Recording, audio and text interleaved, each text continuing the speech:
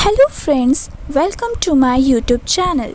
In the previous video, we have talked about isolation of pure cultures. Now, today we will study about preservation of pure cultures. There are various methods of preservation like subculturing method, mineral oil slant method, drying method, freezing method, ultra freezing method, and last one is lyophilization method. First of all, we should know why we are studying preservation of pure cultures. Preservation का M ये होता है कि हम ज़्यादा से ज़्यादा sales को वायबिलिटी को मेंटेन कर सकें और दूसरा फ़ायदा ये होता है कि risk of selecting atypical mutants minimise हो जाता है। First method is sub culturing method. इस मेथड को यूज़ किया जाता है generally to maintain the primary stock cultures और इस मेथड में हमें फ्रीक्वेंट ट्रांसफ़र करना पड़ता है कल्चर को। इसमें चांसेस ऑफ कंटामिनेशन और अनडिज़ायरेबल जेनेटिक चेंज होना बढ़ जाता है और इस प्रॉब्लम को मिनिमाइज़ किया जा सकता है by altering the media in which microorganism are subcultured. Second method is mineral oil slant method. In this method एक स्टॉक कल्चर को ग्रो करवाया जाता है स्लांट के ऊपर और उसे कवर कर दिया जाता है स्टरलाइज मिनरल ऑयल से और कम्प्लीटली ये कवर हो जाना चाहिए। स्लांट को फिर स्टोर कर दिया जाता है रेफ्रिजरेटर टेम्परेचर पे। Third method is drying method. In this, dry spore stalk or sterile soil is used to dry the culture. जब कल्चर ड्राई हो जाता है तो उसे स्टोर कर दिया जाता है डेसिकेटर पे एट रेफ्रिजरेटर टेम्परेचर पर और इसका यूज़ किया जाता है फंगी और बैक्टीरिया के प्योर कल्चर्स को प्रिजर्व करने के लिए। Fourth method is freezing method. इसमें टेम्परेचर को रिड्यूस करा जाता है जिससे कंप्लीट रिमूवल ऑफ वाटर होता है and then biochemical activity of cells भी रिड्यूस हो जाती है।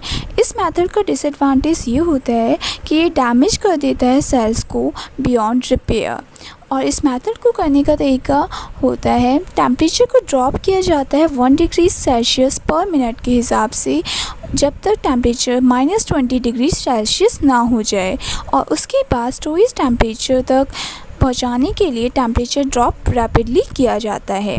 इस मेथड में क्रायो प्रोटेक्टेंट्स का यूज़ होता है like glycerol and DMSO। DMSO full form is dimethyl sulphoxide.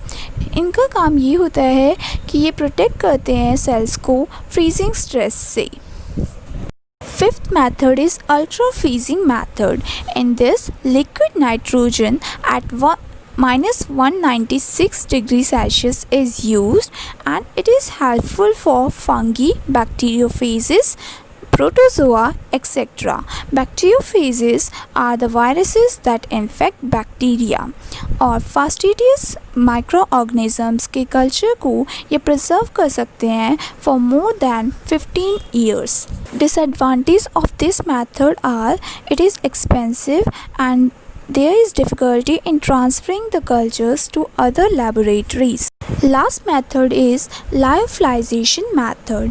इस मेथड को फ्रीज ड्राइंग मेथड भी कहा जाता है और इस मेथड में वाटर को रिमूव किया जाता है सब्लिमेशन प्रोसेस से under reduce pressure in the presence of a cryoprotective agent then it is sealed in an ampoule जिससे वायबिलिटी जो होती है वो बढ़ जाती है और प्योर कल्चर्स को इस मेथड से 20 ईयर्स या उससे ज़्यादा के लिए प्रिजर्व किया जा सकता है और ये हाईली रिलायबल मेथड होता है।